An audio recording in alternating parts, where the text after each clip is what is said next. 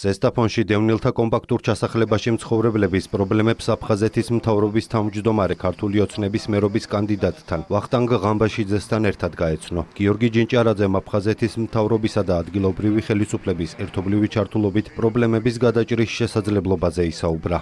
აიდენტიფიცირებთ იმ პრობლემებს, გამოწვევებს, რაც უდგათ კომპაქტურ ჩასახლებაში მცხოვრებ მოსახლეობას და შესაბამისად შემდეგ უკვე მოვახდენთ ჩვენ რეაგირებას და ამ რეაგირების მიზნით ჩვენ აუცილებლად ვაპირებთ გაფართოებულ შეხვედრას იმის ფარგლებში, რა რესურსით ჩვენ გაგვაჩნია და შემდგომ უკვე ადგილობრივი ხელისუფლების თანადგომით და კოლაბორაციით ვეცდებით, რომ ყველა ეს პრობლემა აღმოვხვრათ შესაძლებლობის ფარგლებში.